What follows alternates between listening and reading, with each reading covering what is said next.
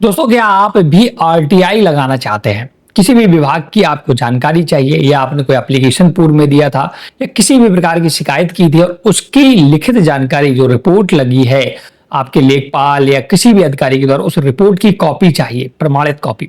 तो कैसे आप आरटीआई लगा सकते हैं? आरटीआई होती क्या है? राइट टू इंफॉर्मेशन एक्ट 2005 में दोस्तों भारत सरकार के द्वारा जारी किया गया था। इसमें क्या है, बहुत से विभाग ऐसे हैं जिससे कोई आम आदमी भी ये जानकारी मांग सकता है कि आपने उस कोई काम जैसे उस काम पर कितना पैसे खर्च किए, क्या आपकी प्रणाली थी, कौन से अधिकारी शामिल थे। तो इस प्रकार से पूरा आरटीआई का ब्यौरा चलता है। सपोज अगर आप ग्राम प्रधान के अकॉर्डिंग अबाउट अपनी आरटीआई डालना चाहते हैं कि आपके ग्राम प्रधान ने 5 सालों में कितना काम किया, कहां पर कितना पैसा खर्च किया, तो वो सरकार आपको जानकारी देगी। ये आपका कानूनन हक है। ये एक्ट दोस्तों 2005 में लागू हुआ था और तब से बहुत सारी आरटीआई पड़ी है। हालांकि सरकार ने इस पर बहुत सारे जवाब भी दिए हैं। तो आज हम बताएंगे कैसे आप, देखिए, एक तो ऑनलाइन भी आरटीआई डालने का प्रोसेस है, मैं लेकिन ऑफलाइन बताऊंगा कि ऑफलाइन आप कैसे ऑफलाइन तरीके से आरटीआई लिखा जाता है, कितना उसमें पैसा लगता है और कैसे आरटीआई डाला जाता है, पूरा डिटेल बात करने वाले हैं।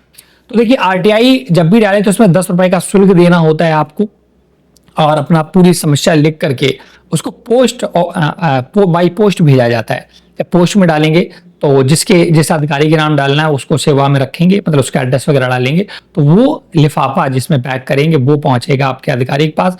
वो विद इन 30 डे, 30 दिन का इसका टाइम बाउंडेशन है। 30 दिनों के अंदर अंदर उस अधिकारी को आपको जवाब देना ही होगा। तो चलिए, कैसे लिखना होता है आरटीआई, पूरे डिटेल समझ लेते हैं। तो दोस्तों, सबसे पहले आपको A4 साइज पेपर लिखना है, उस पर लिखना शुरू करना है आरटीआई। श्रीमान जन सूचना अधिकारी तहसील महोदय, आपकी जो भी तहसील हो ना उसका नाम डाल देना, जिला का नाम डाल देना। विषय क्या लिखना है? प्रार्थी को जन सूचना अधिकार अधिनियम की धारा 5 के अंतर्गत चाहिए गई सूचना उपलब्ध कराए जाने के संबंध में, ये विषय हो गया। अब आपको पूरा डिटेल लिखना है क्या चाहिए। निवेदन है कि प्रार्थी ग्राम, अपना गांव का नाम और पूरे तहसील और जिले का नाम डालना है, का निवासी है। प्रार्थी को जन सूचना अधिकार अधिनियम की धारा 5 के अंतर्गत चाहिए गई सूचना उपलब्ध कराई जावे, जिसकी निर्धारित शुल्क 10 रुपए नगद, जिसका क्रमांक ये अदा कर रहा हूं। प्रार्थी को चाहिए गई सूचना निम्न है।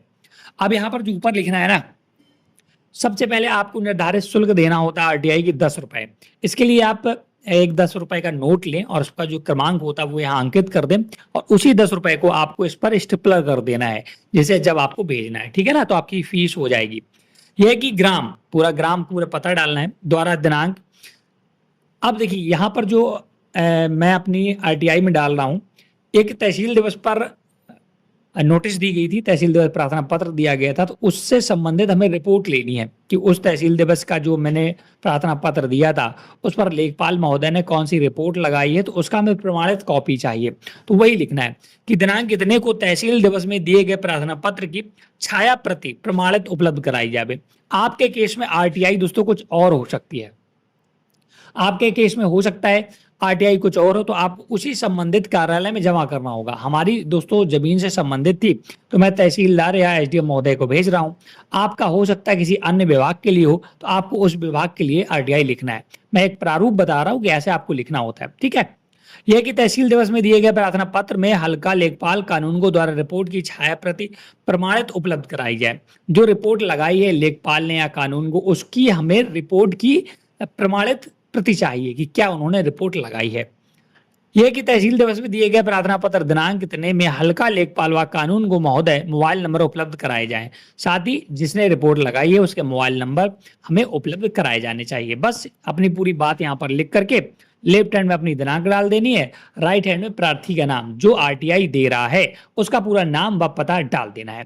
तो ये पूरी सूचना, अब आपकी सूचना हो सकता है लंबी हो सकती है, आपको सूचना और मांग सकते हैं। मैंने बहुत ही छोटी सूचना मांगी है, तो बट लिखने का फॉर्मेट यही होता है। बस आपको ध्यान ये रखना है जिस विभाग में देना है उस विभाग को आपको ये आरटीआई देनी होगी। जैसे मुझे तहसीलदार महोदय को देनी थी तो मैंने उनके नाम लिखी है। इसके बाद विषय आपको यहाँ पर लिखना है और क्या जानकारी चाहिए, किस विभाग की जानकारी चाहिए वो लिखना है। 10 रुपए की फीस जमा करनी है, जो कि आप डायरेक्ट 10 रुपए का नोट चस्पा कर सकते हैं। तो इस प्रकार से ये लिखना है। अब आपको एक, ये तो आपकी पूरी लिख गई आरटीआई। तो देखा दोस्तों कितने आसानी से आपने आरटीआई लिखना सीख लिया है, कैसा समस्या उसमें लिखी जाती है और कैसे उस लिफाफे को बंद करके आप अपने जो भी अधिकारी है वहां पर भेजेंगे बाई पोस्ट। पोस्ट में जाकर, पोस्ट ऑफिस में जाकर कैसे स्पीड पोस्ट करना होगा और इसके बाद ये वहां पर पहुंचेगा, वो फिर आपको जवाब बाई पोस्ट ही भेजेंगे। तो इस वीडियो में इतना ही। वीडियो अगर आपको पसंद आया हो, अगर आप किसी अन्य विभाग के विषय में आरटीआई डालना चाहते हैं और आप जानना चाहते हैं कैसे आरटीआई पड़ेगा, तो आप हमें कमेंट करके बता सकते हैं। वीडियो को लाइक से जरूर कर दे, कोई भी डाउट हो तो कमेंट सेक्शन में पूछ सकते हैं। Thanks for watching.